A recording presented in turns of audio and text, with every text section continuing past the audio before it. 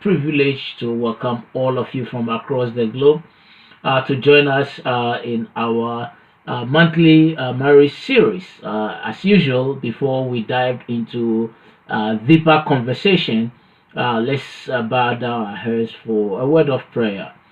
Father, in the mighty name of Jesus, we give you glory, we give you praise, we give you adoration. Thank you for your mercies. Thank you for your love. Thank you for your care. Thank you for the opportunity for us to talk and also to enhance our marriages. We thank you for the lives of Mr. and Mrs. Crabbe, and we pray that, Lord, you grant them the ability, the wisdom, and the power to deliver and deliver well. We also pray for our audience that, Lord, they will listen attentively and become doers of it to the glory of your name. In Jesus' name, amen. Amen. Alrighty, so at some point in life, most people wish to marry. We tend to focus so much on who to marry. But how do we prepare to marry? Why is it that sometimes our desires do not match our expectations in marriage? And what can we do about it? As usual, we are blessed to have Mr. and Mrs. Crab to take us through learning. So over to you, Uncle Richard. Thank you so much, Dr. Gifford Sabe. We're glad to be coming your way again, our listeners from around the world. And today we're looking at how we prepare to marry, and whether we prepare to stay married. For all kinds of things, we prepare. You go to school to become a doctor, to become a nurse, to become a carpenter. There are all kinds of things we learn how to do.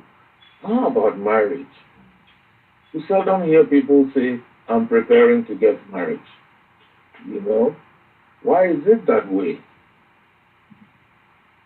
The scriptures let us know that marriage is God's idea, that He instituted marriage. But it's also very much a human institution because it involves human beings. And so, it will reflect the character of the people in the relationship, in the marriage. That's why it's important for us to prepare well, because the two people come from different backgrounds, very likely, and then they make their lives together. So, how can we prepare so that when we come together, it will be a marriage both of us will find fulfilling? First of all, the bride is going to take us through, are you prepared to be married? And then I'll come back with how we can stay married. So, over to you, Gabriel. Thank you. So, are you prepared to be married? That's the question. And everybody wants to marry the right person.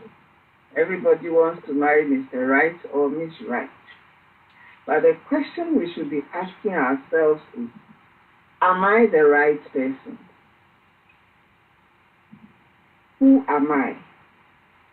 You as a person, character-wise, how do you see yourself?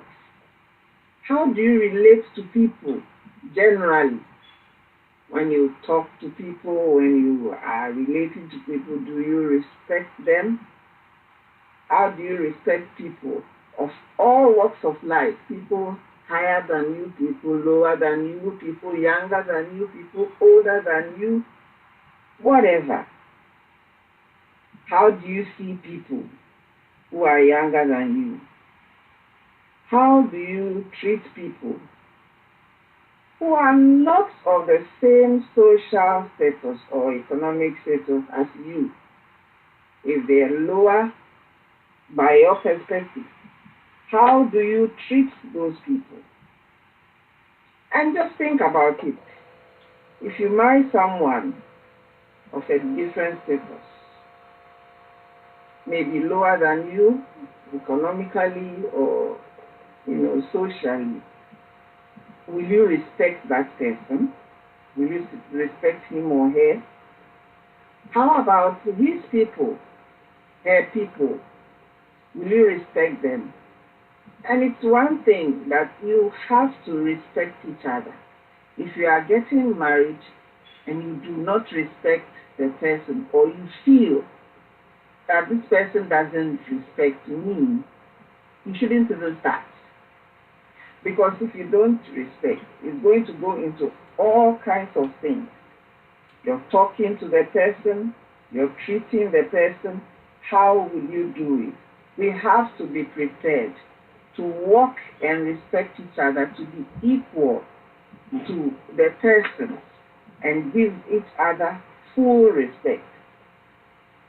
And then how are you preparing for marriage? What are you doing about yourself?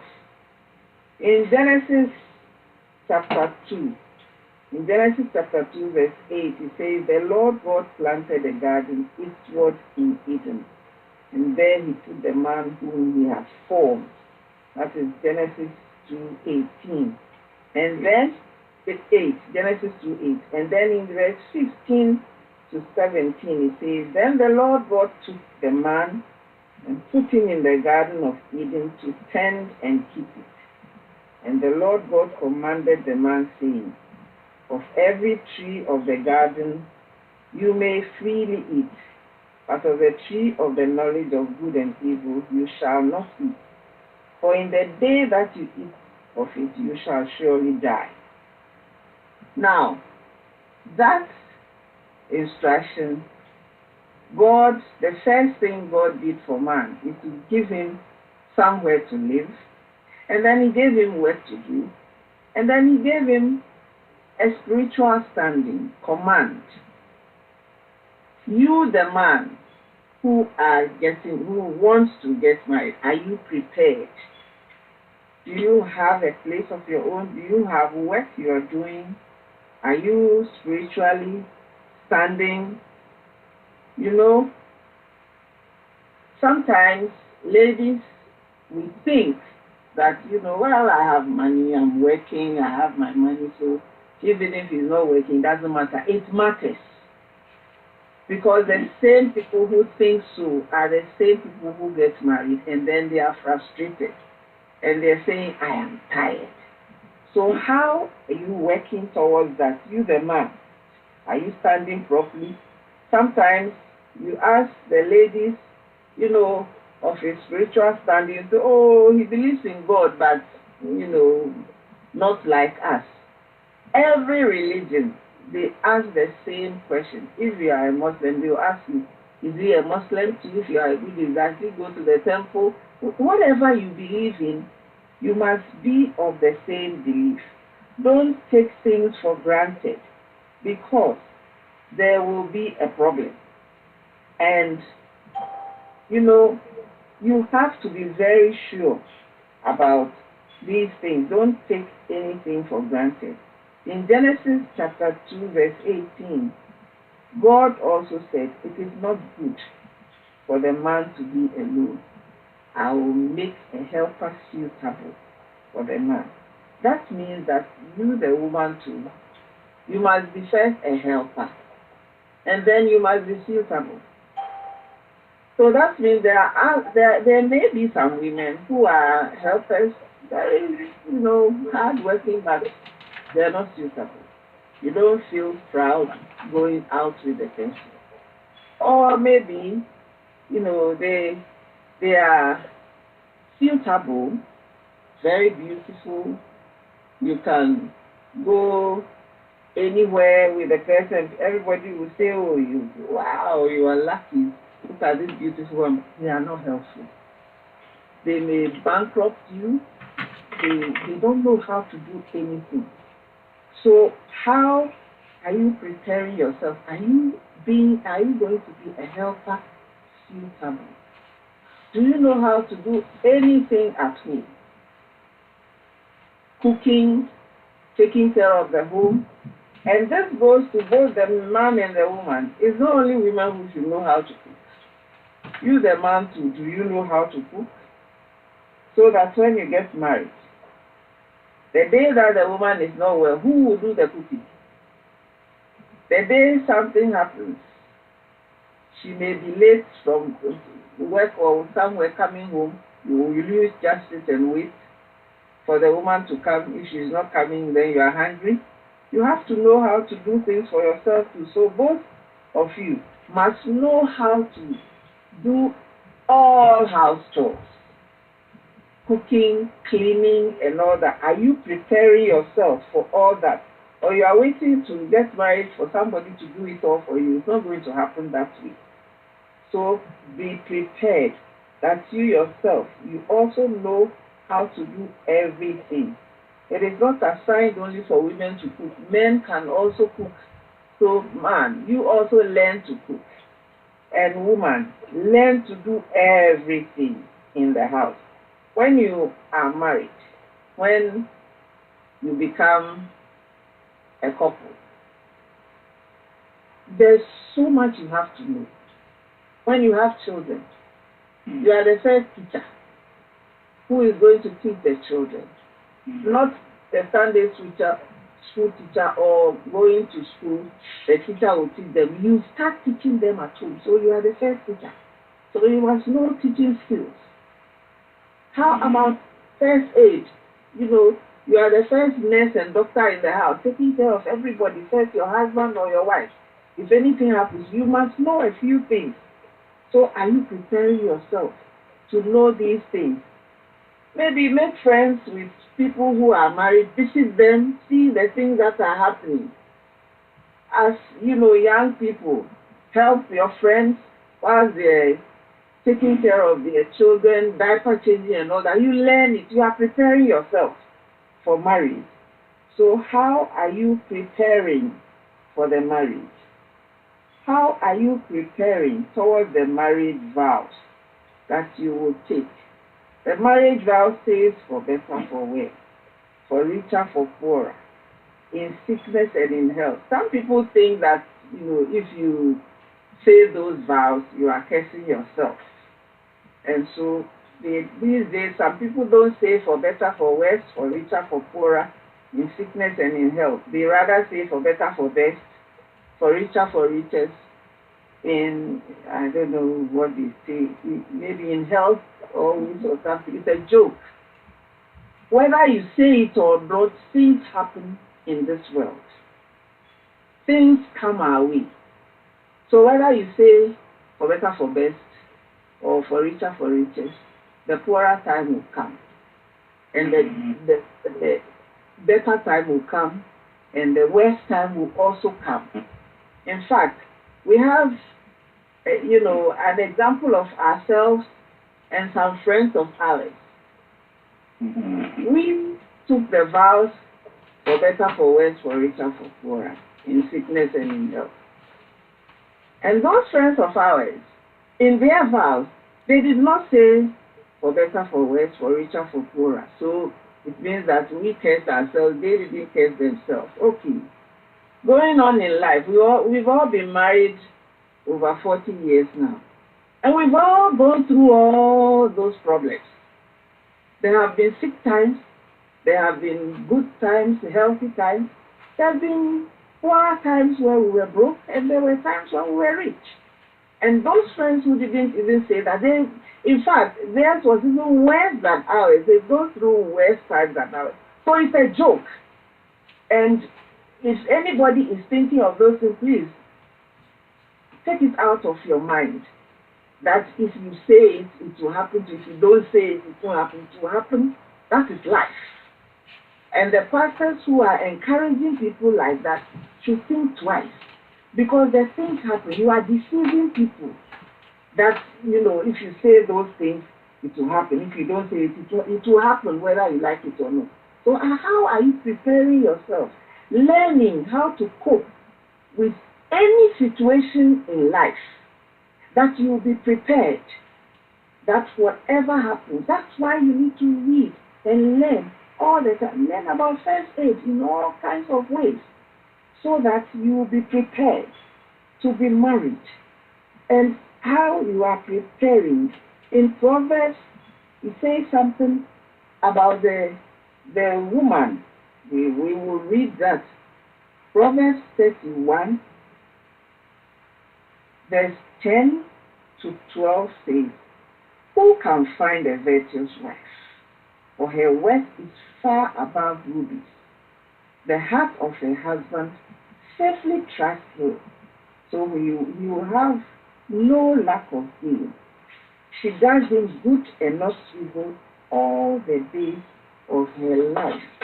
You see, all the days of her life, not some of the days.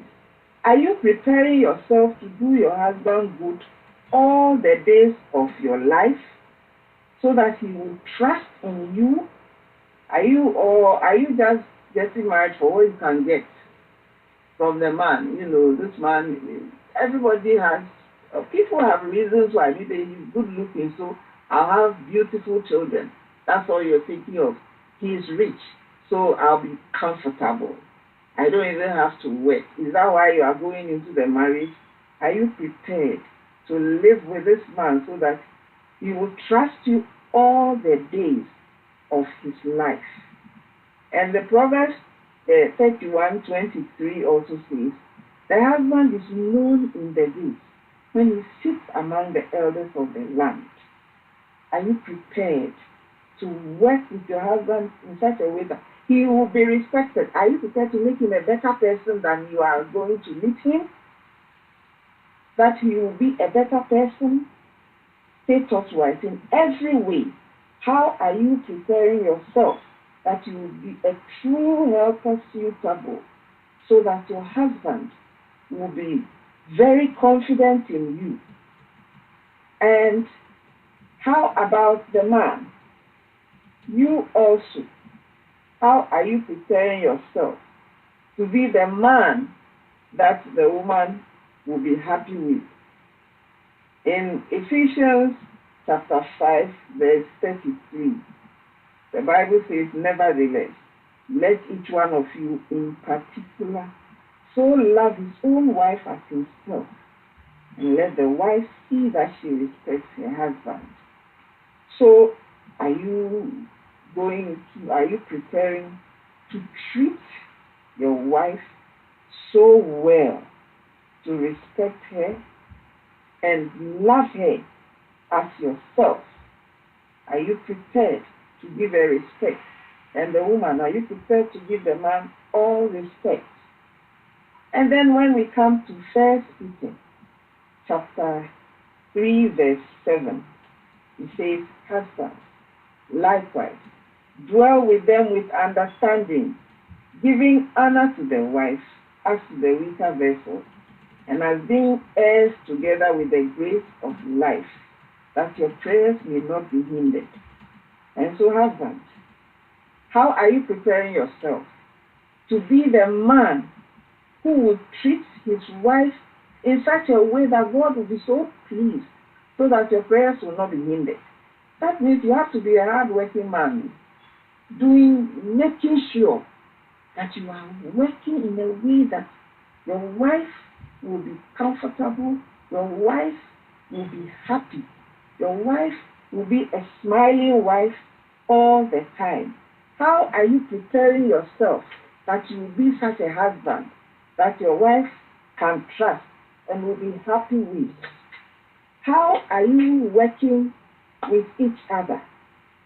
You know, Amos chapter 3, verse 3 says that two do not walk together except they agree. So, how are you agreed with each other? How are you working with each other? Have you talked about your likes and dislikes with this man, this woman? Sometimes it becomes like a one-way thing. One person tells about all that they expect in the marriage, the other person just agrees. Have you taken the time to find out from your partner to what they are expecting in life, what they think life should be? Are you thinking of yourself alone, or are you thinking of both of you? What are your likes and dislikes? What are your beliefs? Have you talked about those things? Have you talked about how you think of raising children, how the ideas you have and your expectations? Have you talked with each other, not only telling your partner what you expect? Are you finding out from your partner also what they also are expecting, so that it will not be one way? Some people decide to just agree with all that you are saying, but you are not doing yourself any good when you don't listen to your partner also to find out how they are thinking. How do they see money? How do you see money? How does your partner see money? Are you talking about those things? What are your expectations? How about church going? What do you expect? What church are you planning to go to when you marry, both of you? Some people, they don't even think about those things. They think that everything will work out when we get married. It doesn't work out that way. You have to talk about it. Do you go to your church as the man, or you go to your wife's church? You, the woman, are you planning that, I don't like his church, so when we get married, you come to my church? Have you discussed it? Have you talked about it? Have you agreed that this is what we will do? And in all these situations, please say what you are thinking when you are discussing things with your partner. Don't just agree and decide, oh, when we get married, things will change. Somebody told me once that when you want to cut a bed, you take your time and then gradually you pounce on the bed. When you cut the bed, you can't do anything with the bed. So for some people, that's what they do. When they are getting married, everything they are agreeing with the partner, because they think that after the marriage, I can do whatever I like. You are deceiving yourself. You have to agree on things. How about praying together? Are you praying now with your partner before the marriage? Because it will not change when you get married. How are you working with such things? Working together in every situation. And then, are you marrying somebody for love or for pity? Some people think they're doing the person some good by marrying the person. You are not. When you say, who is she without me? Who is he without me? They are human beings before you pay. And they will be human beings when you leave. So don't think that you are doing them any good. Do you love the person? Do you love your husband? Do you love your fiancé? Do you love her? You have to think about those things. So how about marrying someone you would love to be with for the rest of your life? You have to think of the marriage that way, that it is for life. It is not like I'm going in to try it. If it doesn't work, then I can come out. No, you are going in for life. So how are you thinking? Is this the person I want to be with for the rest of my life? Because the vow says, till death us do part. So how are you working towards that? You are going to be in it for life. How are you working? And how about marriage counseling? Before you get married, please, make sure you go through marriage counseling, premarital counseling. Some people tell you that, oh, you don't need counseling if you are two grown people. So you are two adults, so everything will work out. It doesn't work out that way. And some people say, if you've known each other for a long time, things should work out. I can assure you, people have known themselves. We've talked with people, we've worked with people who knew each other like 8 years before they got married. They still had problems because they did not go through premarital counseling. You learn a lot. In premarital counseling, proper premarital counseling, it opens your mind you see a lot of things that maybe you haven't thought about. So make sure that you go through premarital counseling before the marriage. Ideally, you should go through counseling, finish the counseling before you even set your date. Because it is very important that you do that. You have to make sure, find somebody, find, you know, somebody who will give you good premarital counseling. Because if you don't set your foot well, you are in serious trouble.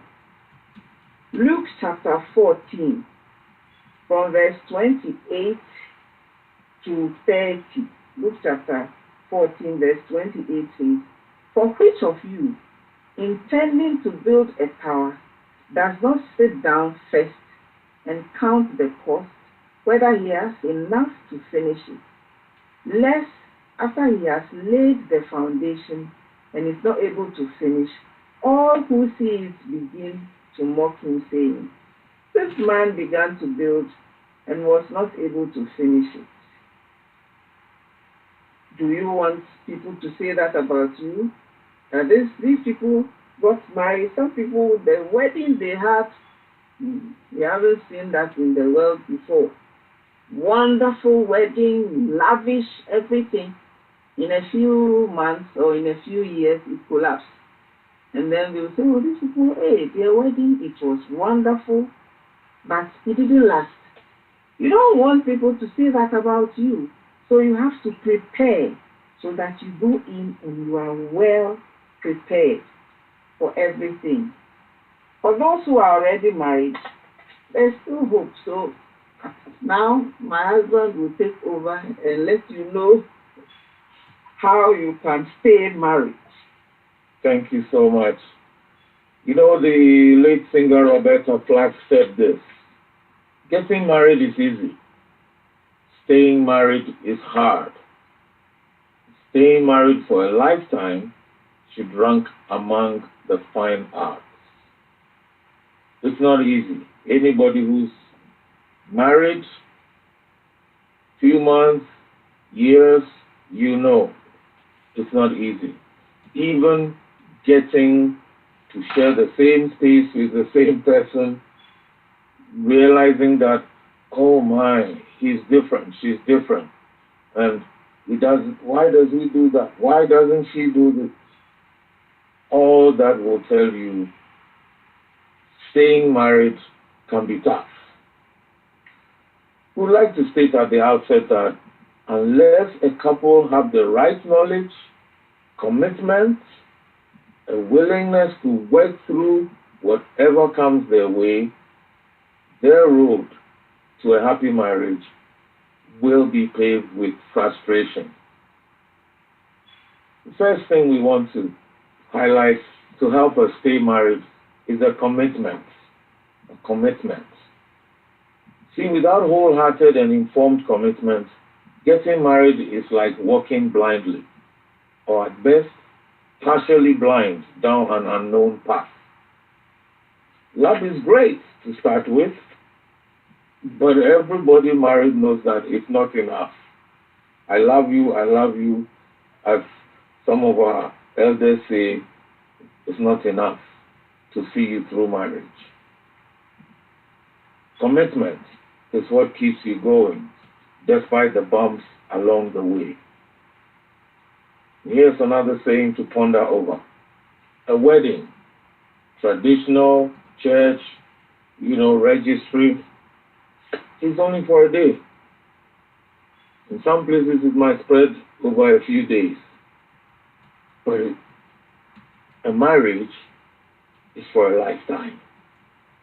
Even if you break that marriage, the effects will stay with you for a lifetime.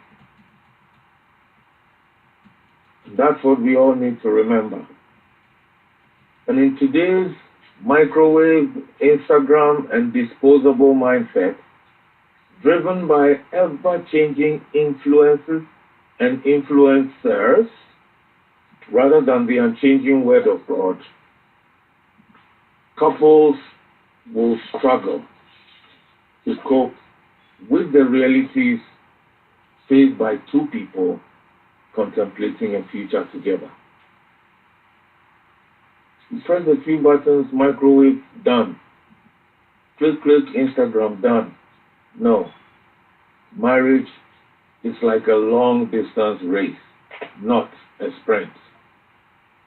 And so will yours be, I'll quit the marriage when I like, when I feel like it, or I am going to commit to live with my spouse, yes, God's way, until death parts us. So how can we stay married? You've already heard about starting right, preparing yourself, not just getting into it anyhow. But here's some of the things that commitment involves.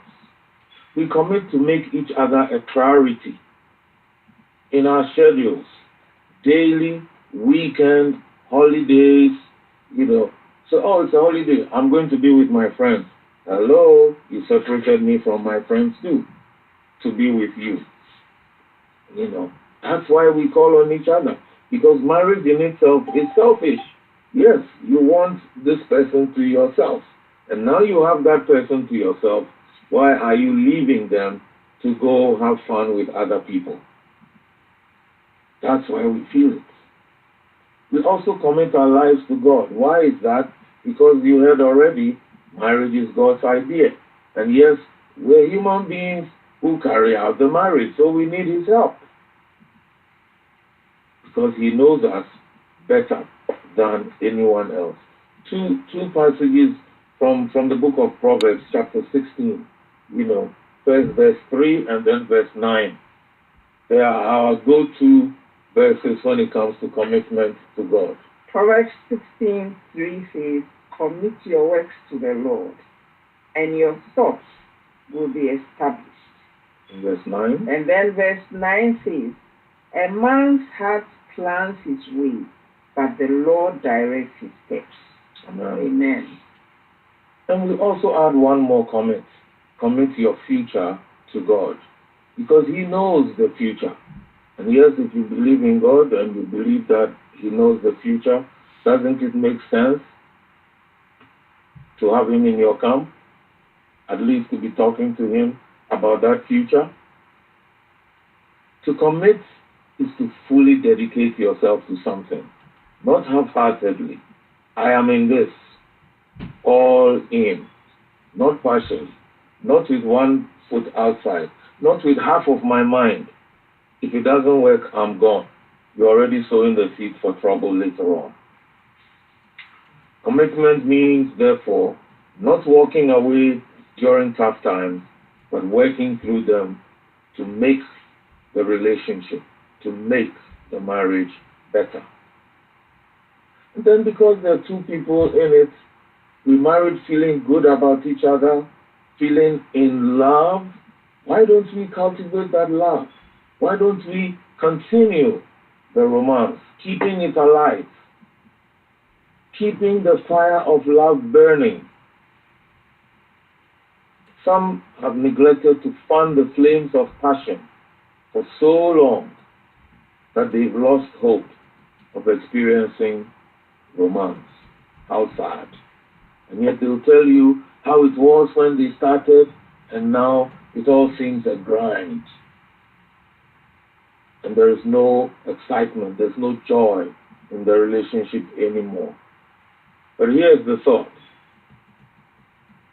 As the old saying goes, old firewood that catches fire quicker than fresh ones. So yes, if you can remember those times, why don't you rekindle the love? And it's linked with growing your relationship. Because we said before, anything that does not grow is dying or is already dead. Anything that doesn't grow is dying or is already dead. How is your relationship like? How is your marriage like? Are you getting stronger? Are you bonding more now than before? Or the children are separating you? Or your careers are separating you? Or your friends? your interests. How do we grow our relationship? We have to learn, practice, improve, keep learning, keep improving, keep practicing over and over and over. And yes, because the times change, because we ourselves change over time, that's why it's important for us to keep learning how to adapt to each other and to practice the things we're learning. My friends, it is important that we open our minds to accept that our way, our view, or our idea may not necessarily be the best. If that's what you're thinking, you're already in trouble. If you were the only wise person in the world, maybe you don't need anyone else around you. You have the answers to everything, then where does your spouse stand? And that has often been the seed for many problems within the relationship. And so we need to learn to listen to each other. And then we listen to each other so we can learn from each other also. Because we don't know everything. We may know much, but we don't know everything. And to know, we need to find that knowledge. And as I said, we can't only do it our way, or the popular or trending way, or what the culture expects or dictates, and expect to succeed in enjoying our marriage the way God intended. What if the popular trend doesn't sync with your spouse? What then do you do? And then, after a while, do you wait for the next trend? Don't the two of you have any values that you can cherish as well? You see, too many people mislead or fool themselves with thoughts that they're adults and they can figure everything out. And so they think they don't need counseling post-marital. And yes, perhaps this is where our religious institutions, whether it's the church or other one, have not been doing too well. But we need post-marital counseling as well, because the things we might be facing we've never faced before, and we need help to be able to do it right. So I ask the question, who are you learning from? Where are you learning from? YouTube? Instagram? Some friends? How is your friend's marriage like? Or is it because their marriage broke up, you believe they've learned enough to teach you? Are they going to teach you to make yours better? Or maybe they're looking for a classmate, another person who will be disgruntled or disillusioned about marriage. Who do you talk to? Who do you listen to? Top athletes train with top coaches, always seeking to improve, especially in an Olympic year. Why do we think that we can learn the right things for our marriages from people who are either divorced or have had multiple marriages, or maybe not even married at all? That's why we say, check out who you're listening to. Check out who you're talking to. It's also important, my friends, for us to build in periods of review. Let's not keep doing the same old things over and over, especially if they're not working for the relationship. That's why it is important that we make time to find out from each other what is working in the relationship, what is not working, and yes, why they aren't working. It makes sense to do that. Don't we do that at work? And especially at this time of year, coming to the end of the calendar year, I'm sure many of you, who have formal jobs, working, companies, etc., you're going through your annual evaluations and things like that. Why do we think our marriages can go without any evaluation? Why don't we check how we're performing in the relationship? so we can do better, not to put each other down, but so we can make it better for, yes, we ourselves to enjoy.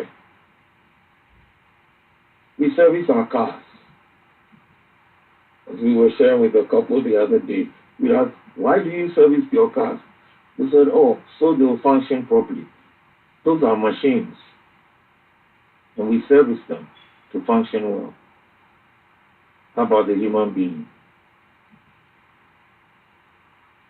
Why do we think we can function okay without taking care of ourselves? And so, maybe this is a good time of the year. As the year comes to an end, or maybe for some people it might be the beginning of next year, or maybe even the middle of the year, when you sit down and then you review how has the year been, what went well for us, what didn't go well, what can we do better in the coming year. And let me say, not just once. If you do that twice a year, you're doing more than most couples in the world. And yes, you and your spouse will benefit from it. And you see, just as happens when we service our vehicles, as we talk with each other, the light will shine on what for some of us have been blind spots. Things that we didn't know were an issue. Somebody said, what you don't know doesn't hurt you. But you know what? Sometimes what you don't know hurts you even more. And if you knew, you could fix it. How about that? Would you rather continue in ignorance, or would you rather know what may not be working so you can fix it and then enjoy the marriage even better? And so as we review things, let's also aim to resolve issues completely, fully. Don't only talk about them. That's where the frustration comes. So as we learn to listen to each other, rather than being so much in love with our own voices, airing our opinions, and drowning up our spouses, we will also learn to communicate honestly and then aim to understand each other. Let me say that one reason we might keep experiencing or repeating conflict is that we merely talk about the issue or problem, but do not resolve it. And so we say, seek help early. Seek help early.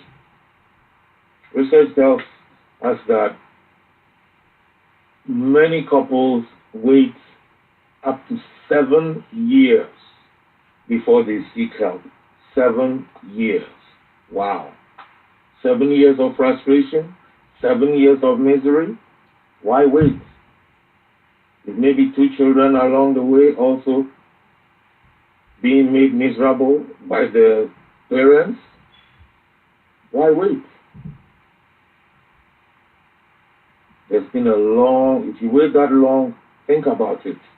There would have been a lot of time for anger, frustration, resentment, which we discussed last time, and emotional distancing from each other to develop in the relationship.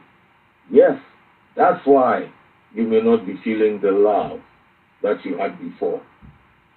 Because all those things, I want to repeat them: anger, frustration, resentment, emotional distance, all have crept in. And so we should make every effort to work on aspects of our marriage that require attention. And as we said earlier, be careful who you talk to about any marital issue, especially your problems. Ask yourself, can this person help me objectively? How is their marriage like? Or, when you talk to somebody, are you simply looking for sympathy? Someone to agree with your point of view? We did say earlier, Vivian also presented that a spiritual foundation is one of the keys to a successful marriage. We talked about committing ourselves to God who knows tomorrow, yes, and who designed marriage to help us through. But another aspect of having a spiritual foundation for your marriage is to pray the desired change into your partner's life. You see, we can talk, we can argue, we can quarrel and all that. How much does it cost to pray and ask God, help my husband to be better, help my wife to be better, God, help me to be better? How much does that cost compared with our quarrels, arguments, and yes, sometimes even blocking each other's messages? We can also pray with and for each other daily to improve as people and to succeed in what we do. Our work, maybe it's the work that's causing the stress and making your spouse unable to relate to you the way you want. Why don't you pray that they'll succeed in their work? Other responsibilities. Is it the extended family? Is it the friends who are drawing them away? Why don't you, maybe you've talked about it several times. Why don't you ask God? His word tells us, James 1:5 says, if we lack wisdom, we should ask him, and he will give generously to us. Friends, we're talking about asking God for wisdom because the wisdom of this world will prove inadequate, sometimes even misleading. But God made us. God instituted marriage.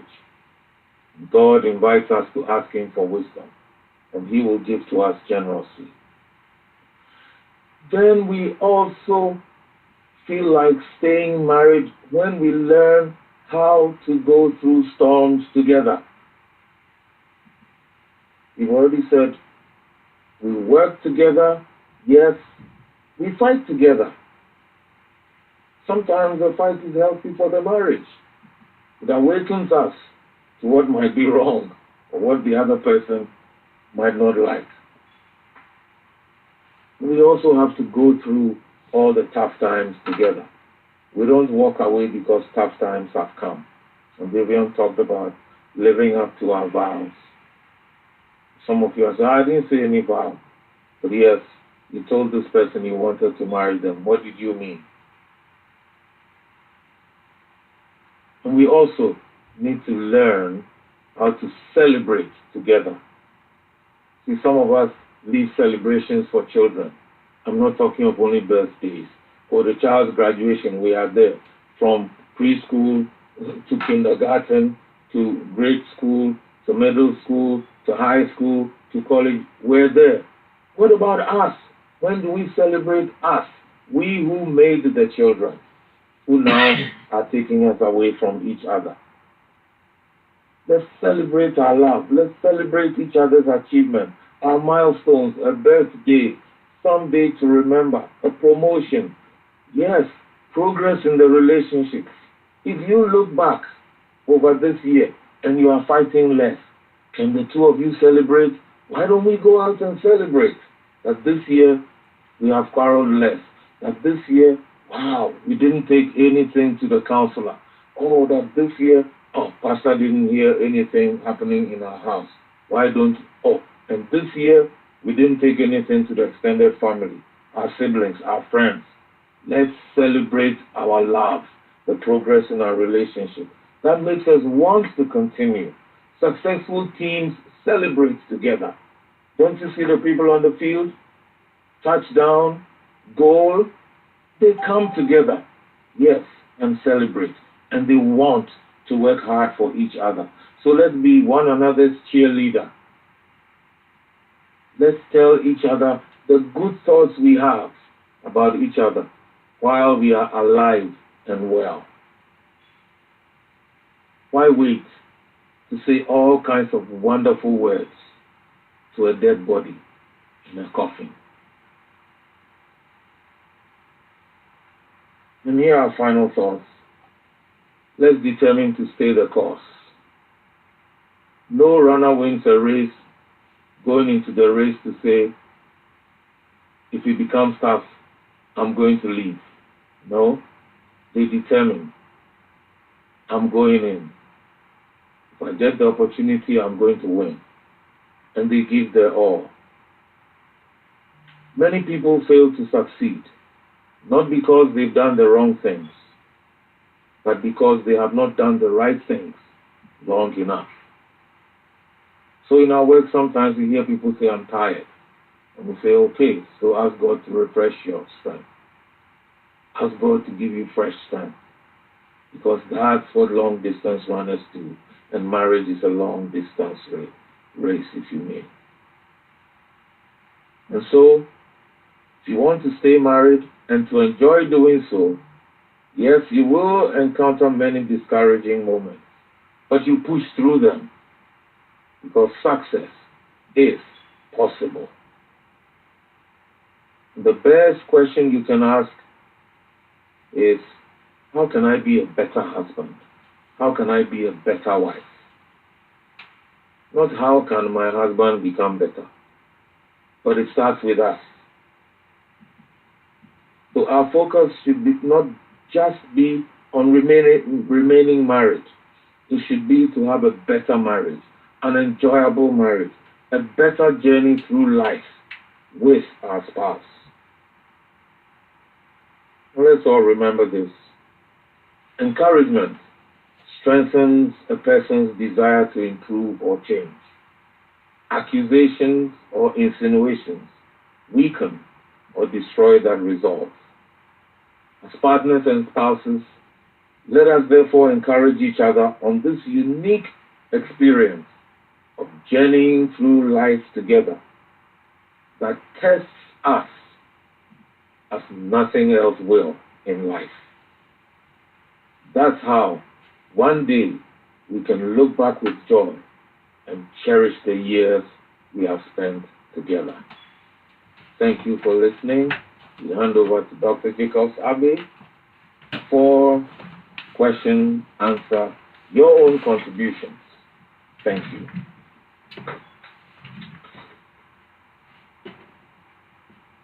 Thank you so much, Uncle Richard. What a powerful presentation, and thank you, Auntie Barbara, Auntie Vivian, for such a thoughtful presentation. So, listeners, once again, we are super excited to hear your thoughts, your perspectives, your questions. So, this is how we do it. If you are on the conference line, you are welcome to unmute yourself, and then you can go ahead and ask your question directly, and Mr. and Mrs. Crabbe will gladly answer that on our behalf. Now, in case you're on YouTube, you can put your questions there as well, and we will go ahead and ask the question on your behalf. But in case you want to send a text or a WhatsApp message, you are also welcome to do that through country code +1, area code 571 33 9185, 3379185, and we will be in a good place to ask those questions for you, and then Mr. and Mrs. Crab will answer that for you as well.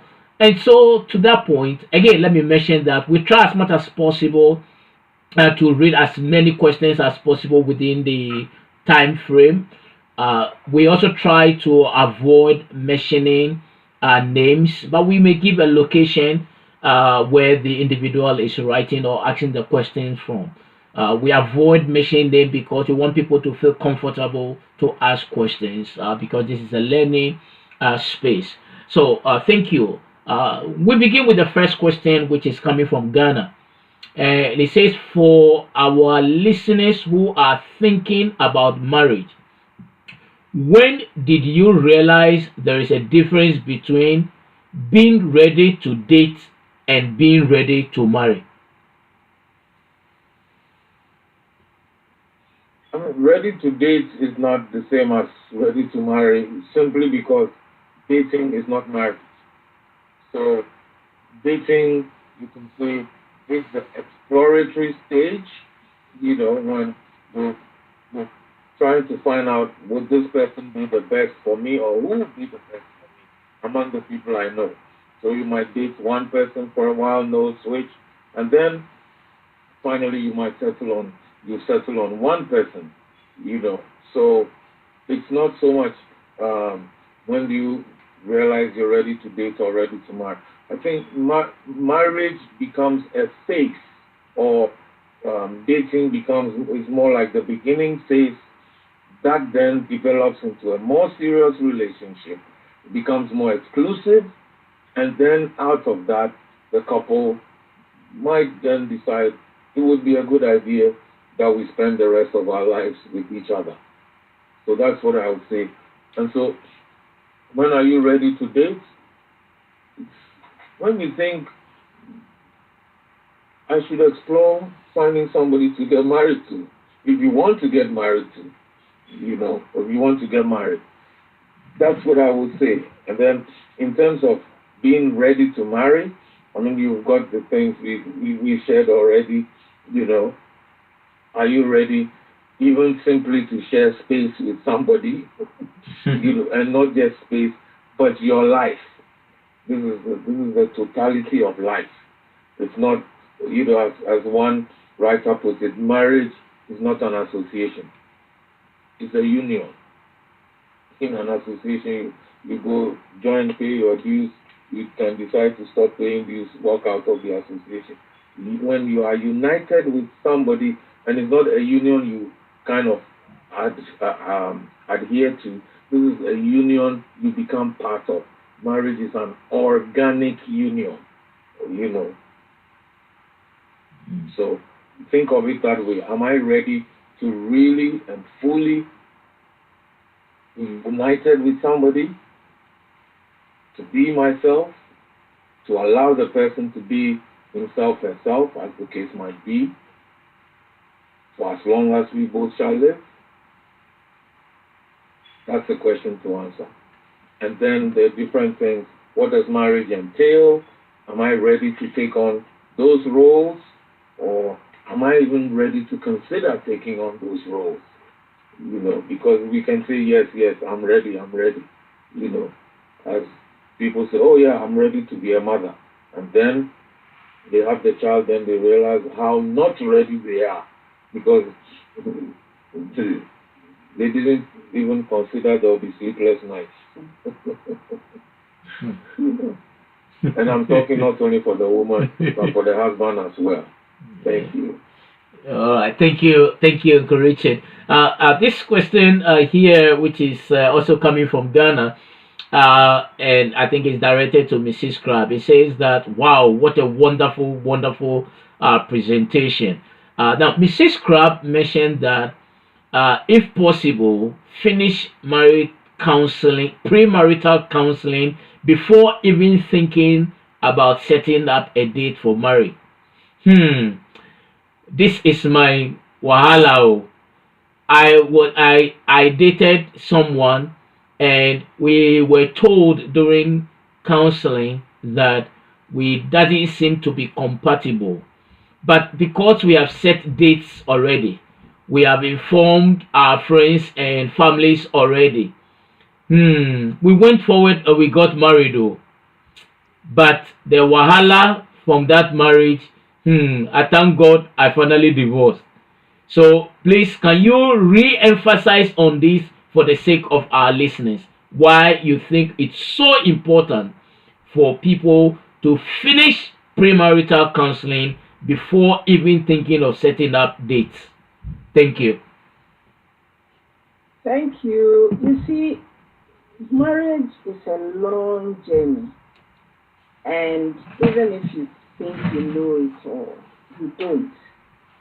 That is why you need the marriage counseling. And whilst you are having the counseling, you are reconsidering everything and thinking through, because the premarital counseling is teaching you, showing you what to expect in marriage. And in some cases, you begin to see the flaws that maybe you didn't think was a problem. You begin to see that, well, maybe I should consider this or that.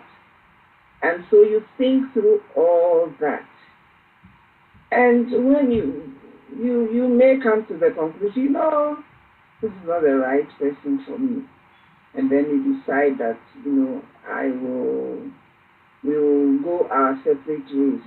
Sometimes people decide even to go their separate ways without being enemies. We just don't think that, this path we can go together. And so you let go. The problem some people have is we have situations where the real problem is what you are talking about, because they've already set the date and people have been invited and everything, so they don't know how to break it. In fact, a good example we all know about is Prince Charles, who is now King Charles, and Diana.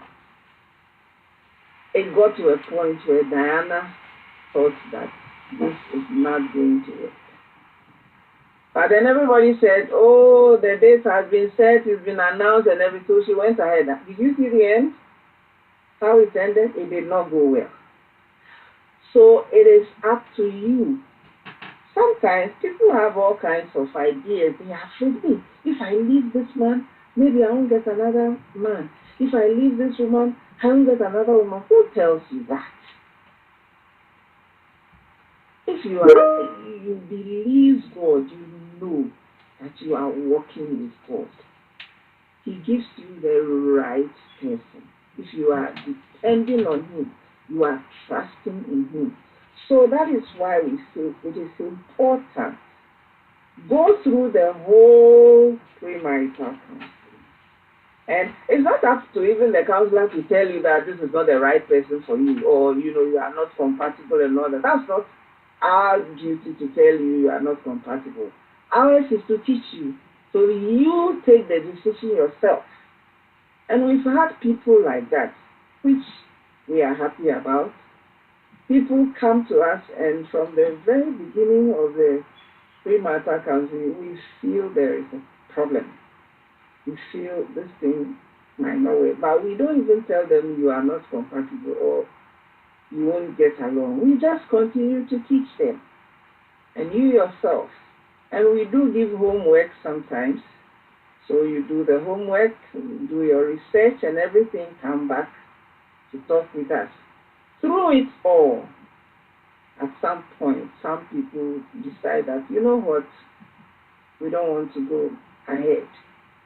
And matter of fact, we never tell anybody that it won't work for you, so separate or you are not compatible. We just continue to teach the people so that you make your own decision. But it is better. That is why we say that. Go through all the marriage, the premarital counseling, learn, and then you will take a good decision and see that, well, we are prepared to go ahead, or we will not go ahead.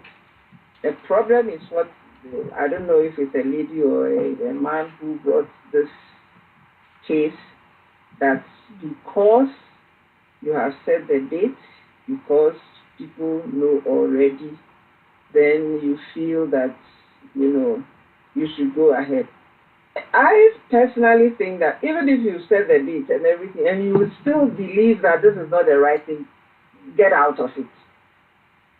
It is better to break an engagement or a commitment where you haven't done anything than to get into the marriage and break the marriage. That is more serious. That leaves more scars. So if you take the decision earlier, and you can only take that decision earlier if you go through premarital counseling and learn, and then you see through and see that maybe we should not go ahead. So it is important. I don't know how best to stress it, but this is all we are saying. Please, please, make sure you go through premarital counseling. And don't go for sure, sure. Some people, you're too visiting the pastor or the counselor twice doesn't make it a full premarital counseling. You have to take your time. You know, you must have 8 sessions, 8 sessions with the counselor. The program we have, the program Uncle Richard and I have, we have 16 weeks. Once a week takes an hour or an hour and a half. Once a week. 16 weeks. So that's, think about it. That takes about 4 months. Plus or minus. Sometimes there may be times that we may not be able to meet because you have to do something else. You have to do somewhere travel. So you're giving yourself about 6 months of counseling, and then you can take a good decision. So, well, it's up to you. It's up to the individual. Thank you. Wow, thank you very much, Vivian, for that. Since we are in West Africa, let's stay in West Africa. Let's go to Sierra Leone. And it says that, can you please share with us? I know Uncle Richie touched a bit on this, but if you can go a little deeper, uh, why preparing for marriage is just as important as preparing for the wedding itself. I'm sorry to say, but most of the time, it turns out that the women in the relationship prepared so much for the wedding itself than the marriage. Can you please throw more light on this? Thank you. Actually, preparing for the marriage is more important than preparing for the wedding day. And, well, partly I agree with you that the women put a lot into the wedding day. But some of the men also put a lot into the wedding day. So it's the two of us planning. It is true that people put a lot into the wedding day. Matter of fact, people plan their wedding for like 2 years. That is the reason why you should prepare for the marriage itself. If you have had time to prepare for one day, you have planned, you will book a place, you will prepare for so many things. The attire, the clothes that you want to wear, the changing clothes, the clothes for the bridesmaid, the clothes for the groomsmen, the food, the type of food, how you want to, the songs you want to play, how you want to dance, all the things you are planning, the decorations. You will send people, you buy decorations from all over the world. Something from China, something from India, something from somewhere.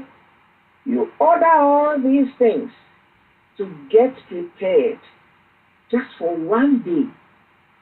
All the pomp and circumstance. And that is not part of the marriage. And you can have all that, all the fanfare. You can plan and have a $5,000 ring or a $10,000 ring and all those things. But the marriage itself, how have you worked on it? That is the more important thing.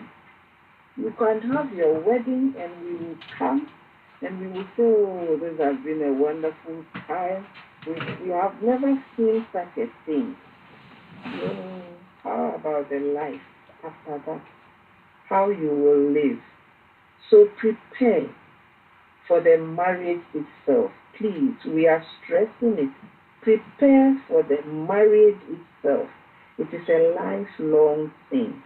You don't even know how long you live in this world. Life expectancy is getting even better these days. So, if you're going to marry and you're going to live for 50 years, do you want to be Do you want to be tormented for 50 years? Some people live 60 years. Some people live 70 years. Recently, we saw a story of a couple who were celebrating their 80 years of marriage. Do you want to torture yourself for 80 years? You want to enjoy your marriage. So work on the marriage and prepare yourself well. Stop bothering yourself with the one day that will come and go, and we will forget about it. Thank you. Thank you so much. Thank you so much. More questions coming in, and this is from the US. And it says that I think it's still around preparation questions. So let me read that. It says that what are the three practical things our listeners can do today to start preparing themselves for marriage?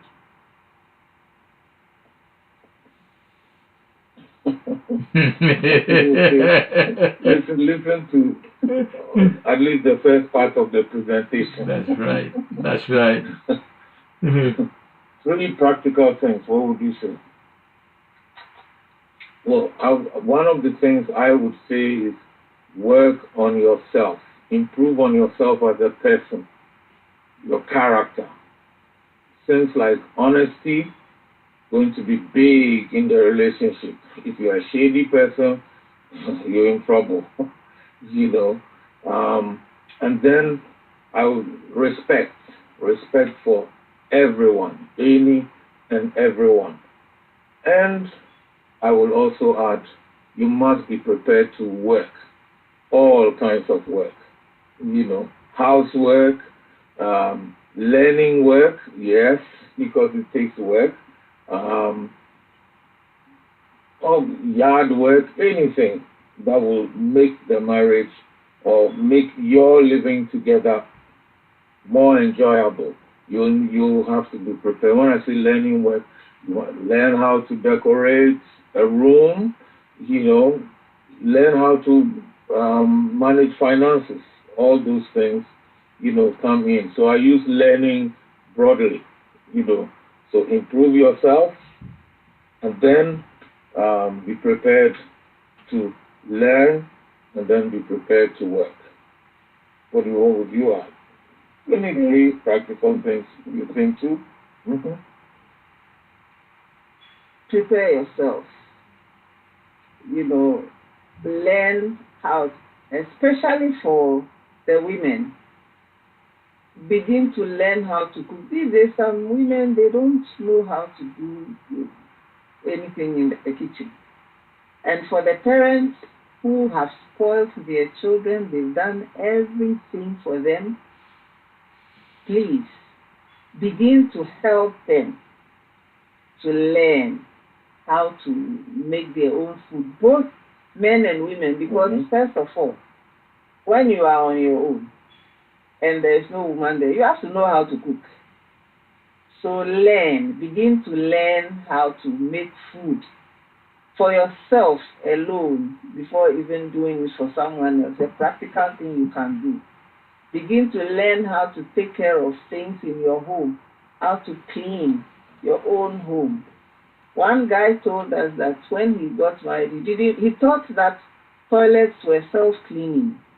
He didn't know that human beings clean because he never saw his mom or anybody cleaning the toilet. It's a serious thing, practical thing, he said. So he didn't know that you have to clean the toilet yourself. So they got married a few weeks. He said, this toilet is looking dirty. And the wife said, I was waiting to see when you clean it. And he said, I don't know how to clean toilets. So begin to learn things. And if you know your son or your son doesn't know these things and you've been doing it for them, if you've been doing their laundry for them, stop and let them start doing it themselves. And help them to do things in the house. You yourself, if you have been living happily with your parents or whoever doing everything for you, take the initiative, begin to say, I want to learn how to do this and do that. Begin to do it. That's a practical thing you can do for yourself. You are helping yourself.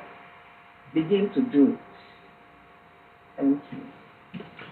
Awesome. Thank you so much. Thank you, Mr. and Mrs. Crabbe, on that. Let's go to New Jersey.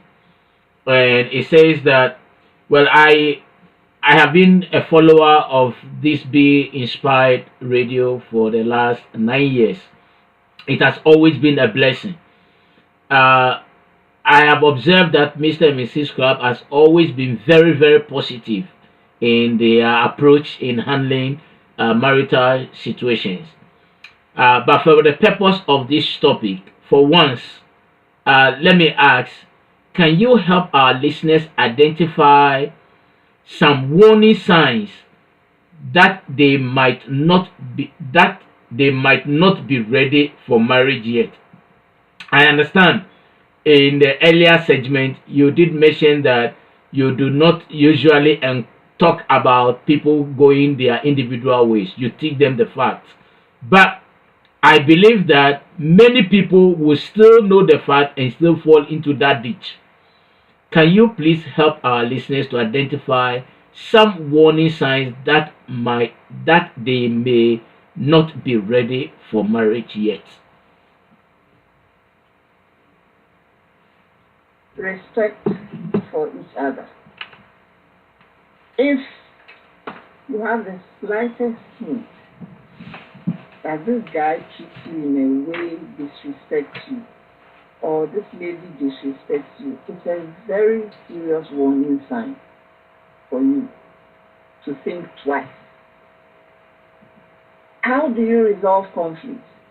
Is it always one way? In some relationships, it could be either the man or the woman realizes that in every situation, I am the one who comes to say sorry, and then things are resolved. If anything happens, if I don't come to say sorry, it continues until I come to say sorry.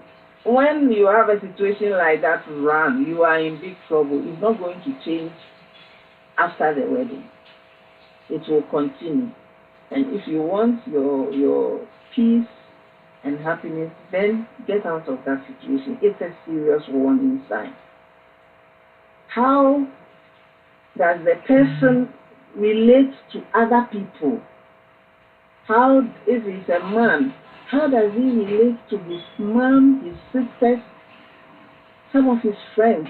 The way he talks to people, do you listen? Do you see? But are you thinking that only I'm different? He's not going to treat me like that. It's a serious warning sign. If it's a woman too, how does she relate to other people? Does she disrespect them? Does she treat them good? If you don't see those things, you see them not treating people nice, it's not far from you. It will come to you. So it's a serious warning sign. Think about it. How do they talk to people? Think about it. Those are some of the warning signs. I'm going to add a couple that we may not consider them warning signs, but in the experience of this work we've been doing, I think we can place them under warning signs. If you find yourself making excuses for the person's behavior or attitude, it should be a warning sign to you. However they behave, they must be responsible for. If you find yourself, maybe I was the one who provoked him, maybe I was the one who caused her to do this, you have to rethink everything, because every person should be responsible for their actions or inaction. This is really serious. And Vivian already said, if you're thinking, well, I think with time he will change, she will change, it's not even one red flag, it's two. Why are you thinking the person should change? Are you in their mind? It's what we often call, or what is sometimes called a fool's paradise. You're thinking so much of the marriage that you are forgetting that there are going to be two people in the marriage, not only yourself, but the person who is already misbehaving. And then I would also say, if the person can't be open and transparent to you, even in little things, the big things will follow soon. Even in little things. You know, oh, yesterday you said you couldn't come because, oh yeah, and it's for, then you find that, oh, there was something completely different from what they said. Don't just ignore it. Let me finish with this. If you find either yourself or your partner ignoring or brushing aside concerns that either of you raise, don't deceive yourselves by saying, oh, me, I don't like confrontation. Me, I don't like conflict. The conflict is there. So not liking it doesn't change anything. That's why we said learn how to resolve it, not talk about it. No, learn how to resolve. That's important. If you find yourself, well, me, I don't like conflict, I don't like confrontation, so I don't like talking about things. You're not, don't even get in. Because when other things come, who's going to deal with them? So these are some things that should cause anyone in a relationship to exercise more caution. And that's why we say get pre-marital counseling. And if you're already married, some of these things are there because they were there before the marriage. You were already there. You know, marriage has provided the proving ground for these things to be highlighted, to be surfaced, and they're looming large. Get counseling. The quicker, the better. Don't become one of the 7-year statistics. And then you say, oh, I should have called you 6 years ago. And you have suffered for 6 years. And damaged each other for 6 years. So let's work on these things.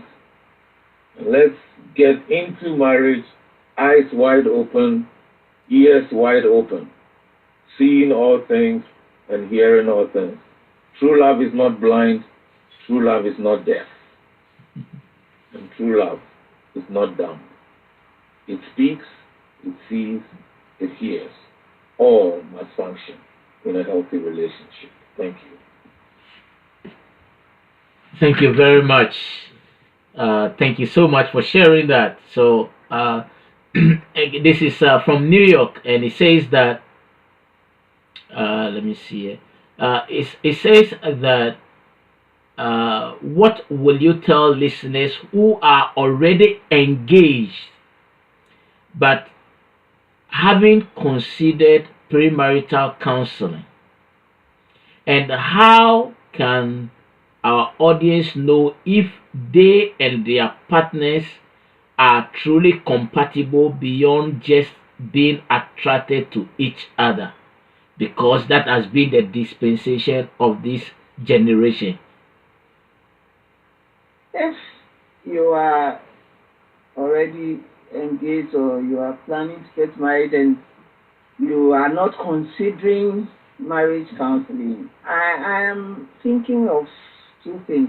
Maybe you don't know that, you should have marriage counseling. Or maybe someone has also told you, oh, if you know each other, it's okay. You can be married and things will work out fine. It will not work out fine. So if you don't know, you are hearing now. And if you have friends who are getting married and they haven't had marriage counseling, you can also help them. Let them know that you need the marriage counseling. In fact, we've had a couple before when we started the counseling, I think about the fifth session into it, the lady said, "So why did my pastor say that I don't need counseling? Because I am learning so much right now and I never have been able to learn that." But he said, "Oh, if we knew each other very well, it was okay." So that's why I'm saying that maybe you haven't considered because you don't know that you need to, or you've heard people say that, "Oh, you don't really don't need it," but you need it. And so the earlier the better for you. If you love yourself and you want to enjoy your marriage, get premarital counseling. You cannot stress it enough. Thank you. Thank So you have excellent credit and you want a car. Would you walk into a dealer's? You run everything. Sure, you pick out a car on the lot. You just go inside, sit in, start the engine and start driving without learning how to drive.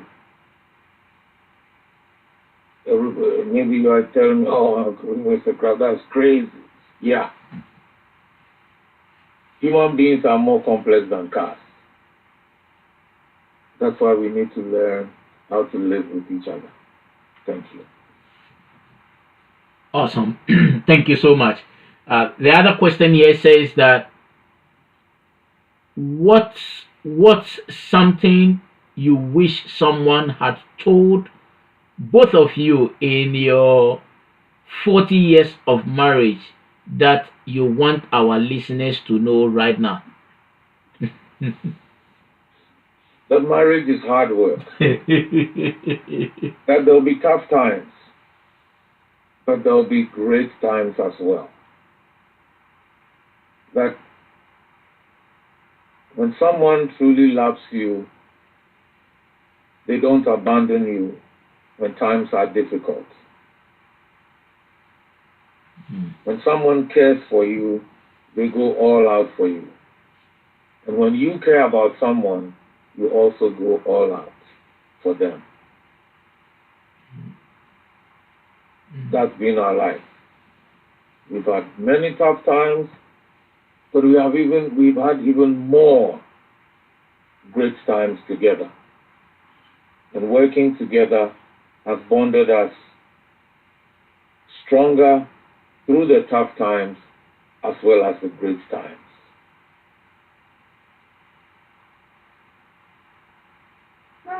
I wish somebody had told me that there will be serious argument times. So, as someone intense fellowship. That I didn't think will happen. We have to explain the intense fellowship. Okay. Intense fellowship is when you are in serious arguments, both of you are standing your ground and you think you are right, you think he's right, and it goes on for a while. It's not original. It came from some friends of ours, and the man said, he's a solid Christian man, so he doesn't fight with his wife or quarrel, but the two of them, they have intense fellowship. That's why we made a joke. It's a joke we share. So maybe you are thinking, "Oh, no, we're not so angry with each other. We are having intense fellowship." So, I wish somebody had warned me that there will be serious times like that. But we've been through it and it doesn't end anyway. Somebody asked us once, "Do you guys fight?" And I said, "All the time." Yes, we do fight, but we patch up. We have learned how to resolve the conflict because they will come. So that's what I wish somebody had warned me so I'll be prepared for the conflict times. But we have managed it. Awesome. Thank you so much. And again, for listeners listening to us from across the globe, again, if you are on the conference line, you can just unmute yourself and you can ask the question directly, and Mr. and Mrs. Crab will be glad to answer that for you. If you are on social media, you can as well type your questions on Facebook, also on YouTube, and we'll read that on your behalf. But more importantly, if you send a text or WhatsApp message, country code +1, area code 571 3379185, we will read that on your behalf, and Mr. and Mrs. Club will gladly answer that on your behalf. All right, so now let's move a little deeper into the Midwest. Now, this is coming from Michigan, and it says that I paid a particular attention to today's topic. From Mr. Crabbe's perspective, it is not just being married, but stay happily married. That is my takeaway from today's presentation. The question then to Mr. Crabbe is that why is it that people at the beginning of their marriage appears to be happily married until they cross their fifth mark in marriage? Then the marriage becomes too intense, just as you mentioned, intense fellowship. Why is it so? Thank you. Well, I don't know if it's after 5 years. I'm glad. I like your choice of words. You said, in the beginning they appear to be happy. Yeah, maybe they appear to those of us outside, but as the saying goes, it's those who are inside who know what is really going on and how they're feeling. But let's say we start marriage happily. When we start, how many are we? For most couples, it's just the two of us. You go to work, you come home, it's just the two of you. Saturdays, Sundays, just the two of you. You have your holidays, weekends, and then baby number one comes. By the 5-year mark, you're saying maybe you've got 2 kids, 2 children. Each one of them is demanding attention. Each one has their needs, everything. Suddenly you are not sleeping as much as you were before. Saturday morning you could lie in and decide to eat. Oh, we can chat and we can go eat at 10 a.m. If you have a toddler, they might be knocking on your door by 7. They are awake, or they might come in if your door is unlocked. And many couples will leave their doors unlocked because of children. So the demands on our time change. And I think as couples, we don't even prepare our minds for those times. You see, that there will be a time when there will be other demands on our time. From inside, I'm not even talking about friends or relatives, So not preparing our minds for that sets us up for sometimes not just frustration, but for some people, it can lead to depression. By the time the second child comes, they're beginning to feel overwhelmed, and they want, this is not what I signed up for. This one is crying just when you're trying to feed the other one, then the other one is up and crying. One is younger, needs a diaper change, and you're wondering, what if your spouse is not around at that time to lend a hand? And what if in your thinking, oh, this is a woman's job, so the man, is out. Or in the man's thinking, a woman should handle this.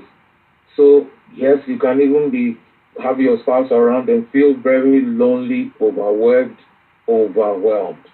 And it's the lack of preparing ourselves for those changes that can make it very difficult. So, you hear young mothers saying, I'm so worn out.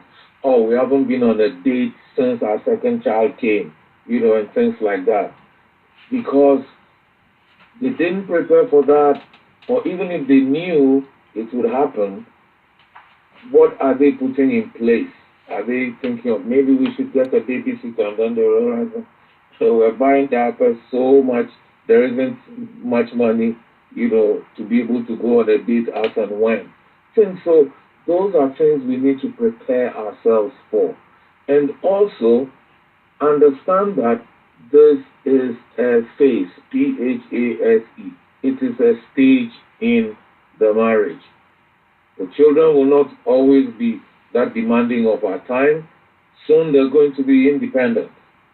Soon we will not have to worry. Soon we'll be able to even leave them and go out and not worry because they will be at the age when they can take care of themselves. But it's working with each other, helping each other through this stage or the different stages that makes the togetherness worthwhile and not leaving it onto one, leaving it all to one person.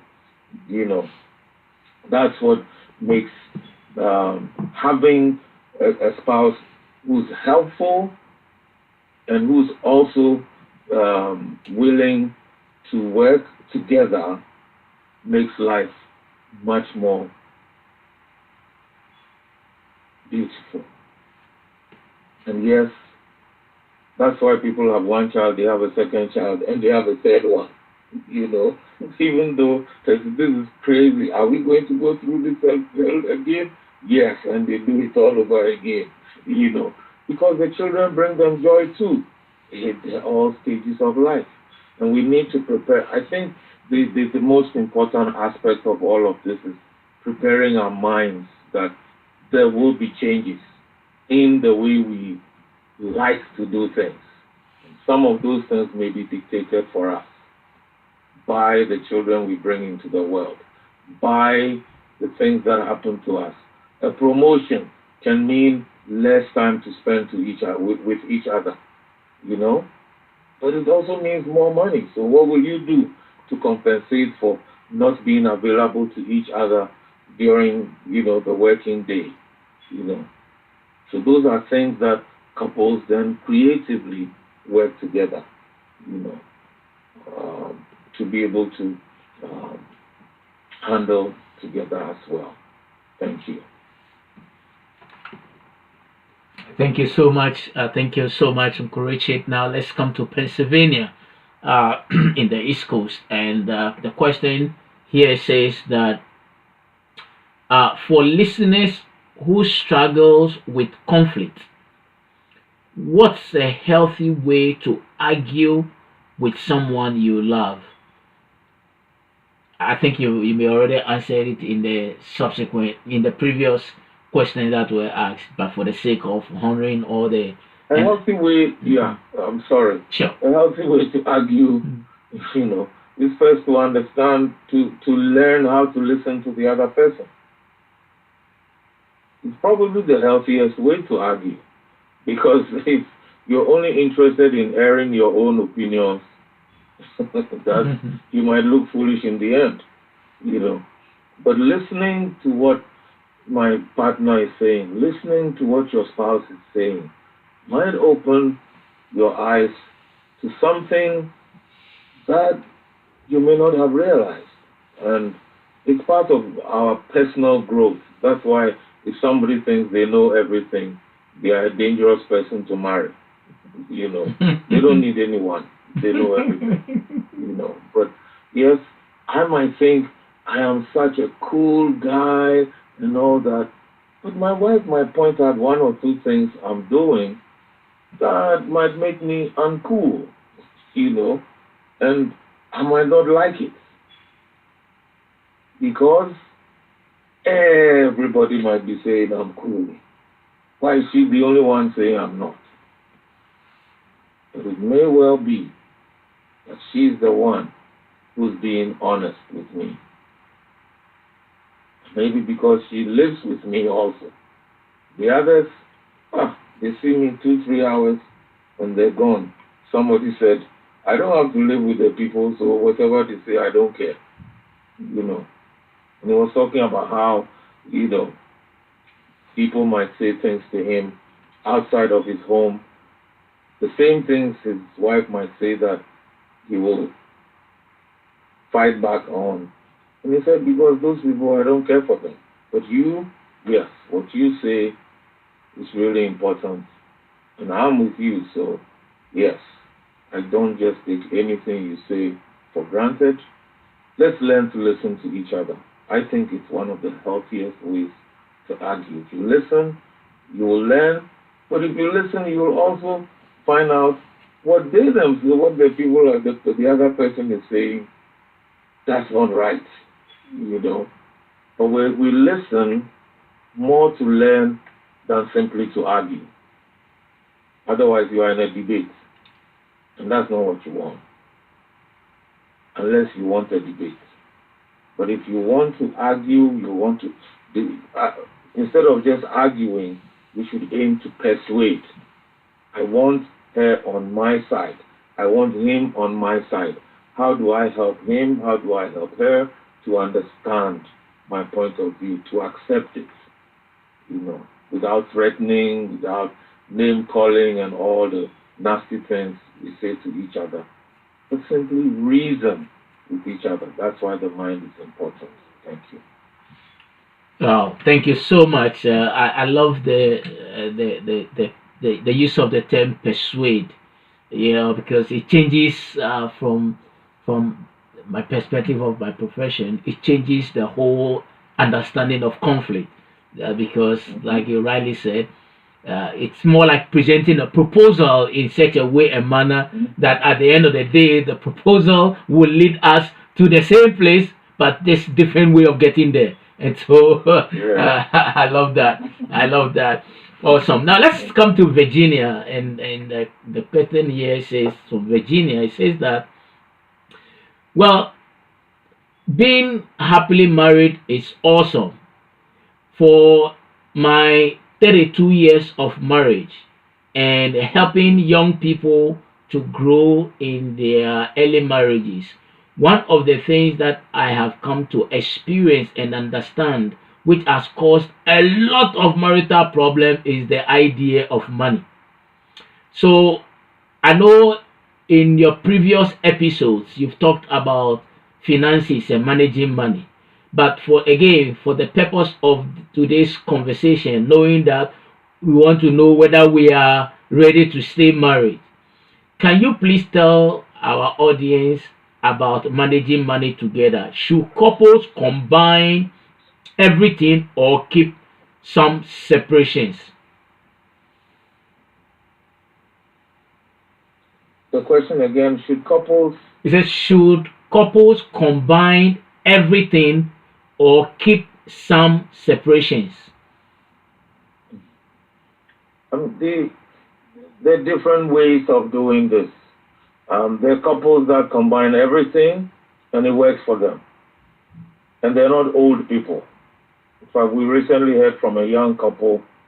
They say that's what they've done. They're 10 or 12 or so years of marriage. That's what they've done. From day one, they combine everything. And it's worked for them. Great. We've heard from older people that do that. We've heard from older people that say, no, no, no, no, no, no, no, no, no, no. Keep your money separate. The question we ask is, so how do you determine what's used for what? And so there's a third way some people also do it. They have they have a fund that they use for running the family's expenses, our home expenses as they call it, and then each of them have their own accounts as well, and so we can say with every month they determine what will be needed, and then they also have the ratios of contribution. When I say ratios, I'm saying that because it's not necessarily 50-50. One person might contribute more, which we advocate if you're doing that, because it's not simply, okay, we need 5,000, so everybody bring $2,500 each. What if I'm earning 3,000? So boom, 2,500 is gone every month. I'm left with 500. Okay, what if my spouse is earning 7,000? You still have 4,500 left.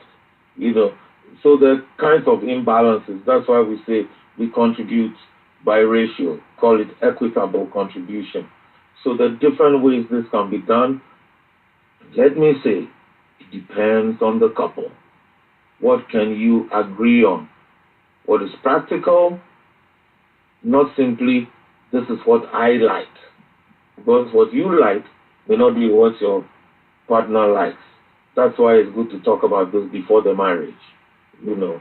And that's where a counselor can help the two people navigate such, for some people, sensitive waters, you know. But with this, there are issues around that like discipline, you know, honesty, the transparency of transactions, you know, things like that. All of that, you know, come into play. So it's not simply saying, oh, this is one formula that will work for everyone. No, we do not subscribe to that. What we subscribe to is being honest and transparent, working together, and planning together. Very, very important. You know, that's what we will subscribe to. Thank you so much. Awesome, awesome, awesome, and thank you so much for sharing that. So the next question that we have here also says that uh, for some of us who are still struggling in marriage, how can we apply these preparation principles you've shared today to rebuild our marriages? In other words, if they didn't start having prepared like Mrs. Crabbe shared, Yep. what can they do? Yes. Still, you are learning, and there's always time to change. If you didn't know and you learn, you can change. Matter of fact, we, Uncle Richard and I, we didn't have any premarital counseling because in our time there was nothing. So we didn't have premarital counseling. So we went through the rough. We had to learn as we went along, and thanks be to God, we found a group, Family Life Mission, which, you know, we began to learn. And so we were learning and turning things around. You know, we made a lot of mistakes because we didn't know. But when we began to learn, we began to change. So anything, even though you didn't know, when you learn, you can change. You can make up your mind, decide that you can do it with God's help. You will change things for the better for yourself. You can do it. Some people are afraid of the word change. So let me make it easier for you. Practice what you learn. Nobody's trying to change you, but practice what you learn. You've heard some things on this program. If you go back and, let's say, if you go back and live the same way you've been before, hearing some of these things that you yourself might find helpful, of what use is that to you? And so one of the things, you know, as Vivian was saying, as we learned, we applied them to our marriage. We practiced them. That's why you heard us say, learn, practice, improve, learn more, practice more, improve more, and keep going. And now, even, you know, 40 plus years, we are still learning. We are still learning. We are still practicing. We are still improving. That's how we can continue enjoying our marriage. So we went from enduring, yes, very, not too happy, okay. As somebody said earlier in a question, we appeared to be happy. But now we can say we are enjoying, or even better, we have been enjoying for a long time, maybe going back some 30-something, 35, 36 years, after we learned this is marriage, God's way. Apply it, practice, improve, learn more, apply more, practice more, improve more, and enjoy. Thank you. Thank you so much, Uncle Richard. Thank you, Auntie Vivian. So the next two questions here that we have. One says here that this is interesting. She says, well, I don't know if it's he or she, but it says that is it possible that a man can love two women at the same time? I thought it's impossible, but my husband makes me sometimes ask this question many times. Why? Because he said, well, if our fathers married two or three and they live happily, then what is wrong if you have affection for another person? Even though he says this in a jovial form, and of course, he hasn't given me a reason to doubt his loyalty. Such questions disturbs me because at this particular point in our lives, you never know what is happening behind your blind side. And so, could it be some of these jokes are a way of preparing your mind for the unknown? Mr. and Mrs. Crabbe, what do you think about this? Thank you.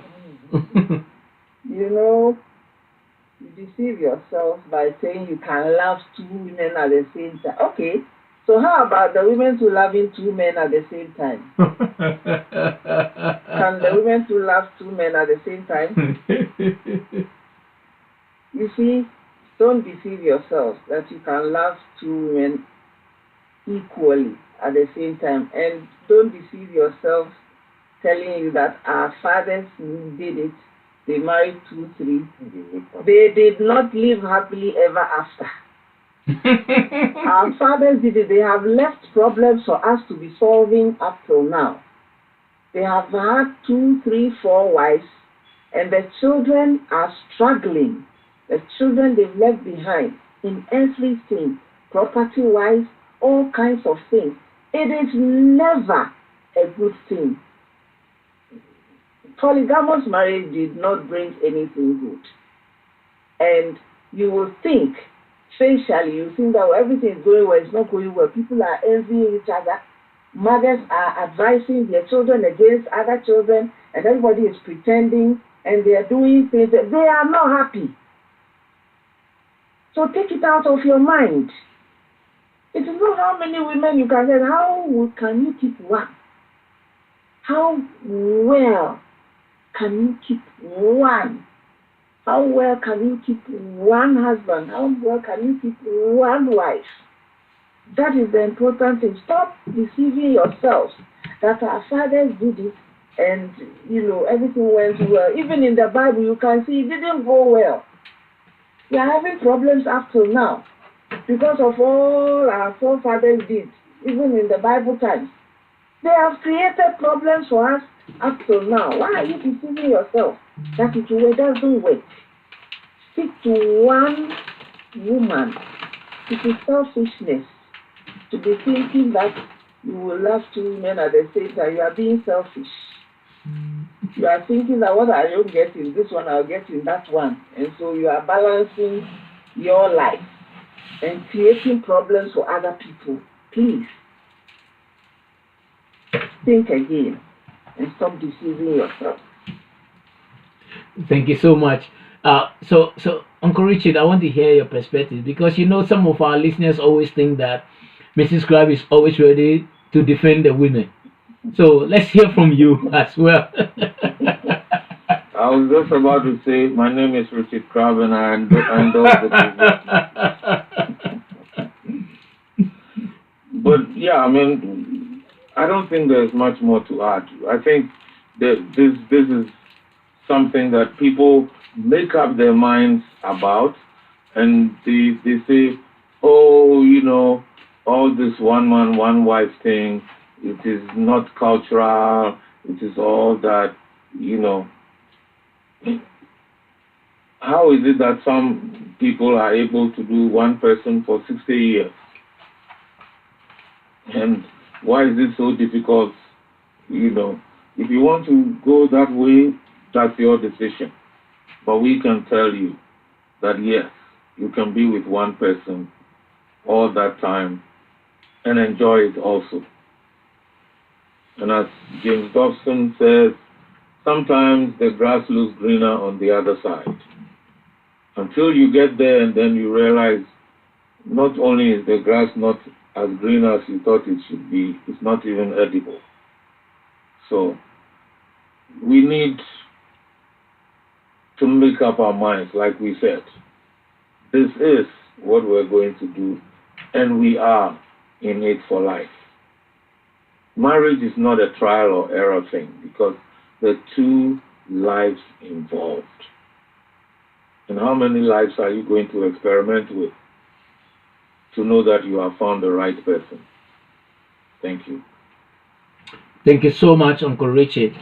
The last but one question uh, is this. It says that now our society is creating a lot of problems for us in our generation.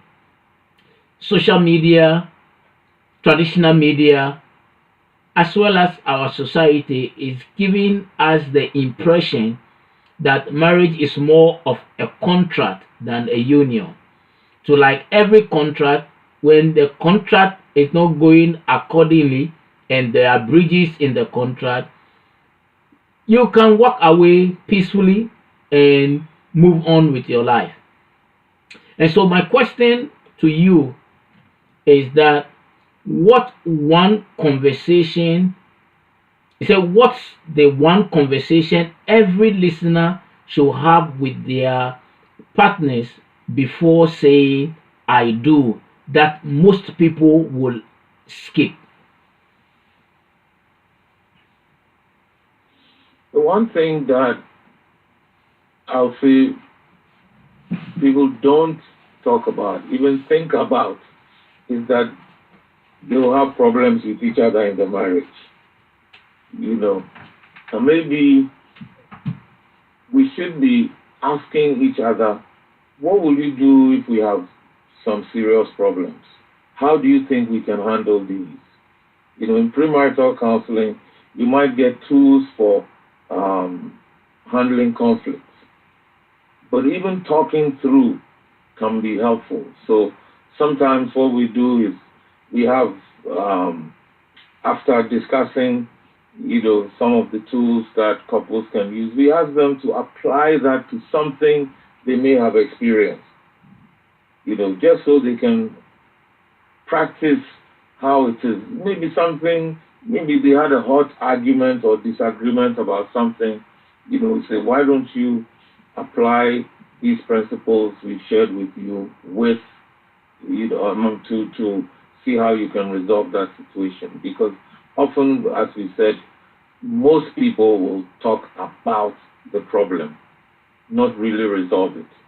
So that's the thing. I think not preparing ourselves for the fact that we can have some serious disagreement sometime ahead is a disservice to each other, you know. And I think it's something that we need to consider. Maybe even not one question, but questions that you might have in mind, you know. If this happened, what would you do? You know, if I fell sick, we don't like to think of that, but people fall sick. If I fell sick in 2 months or something like that, I'm unable to work, well, you know, how do you think we should handle it? It's more than how would you handle it. So it's, I think, even as hypothetical as it might be at that time, it helps both to be able to have an idea of how they can approach this. And this is not because you asked me and I answered, that's fine, but what, you know, you ask the other, what do you think? You know, we're brainstorming. If we had a difficult situation, what will we do? And then at least you have an idea, you have something to start with. You know, as the saying goes, you are not hit on the blind side by something that happens and you don't know what to do. You know, there are couples when they have their first hot argument or disagreement, they think their marriage is ending. No, it's, sometimes it can be healthy for the marriage because then they learn how to deal with these things and improve on the relationship rather than think that nothing will go wrong. Thank you. Awesome. Thank you so much. And as we wrap up our last question, it's not necessarily a question, but it says that what final encouragement will will you give to us about building marriages that last? Work together, play together, think together, plan together, pray together. Remember that we're going through this life once. Let's make it worthwhile with each other. That's why we decided, or that's why we decide to marry. Let's enjoy it, not wait to shed tears and cry, I miss you, when the person is no more. Let's enjoy our marriages. Thank you. God bless you all. We look forward to talking with you all next month. And thank you to Dr. Jacob Sabe and the Be Inspired podcast team. Thank you. All right. Thank you once again. Thank you, our listeners. We are so privileged, and we want to thank Mr. and Mrs. Crabbe for this wonderful conversation. We look forward gathering again next year, next month, which is the Christmas month. And so, have a blessed day and happy Thanksgiving in advance. Thank you, and bye bye for now. Bye. Goodbye.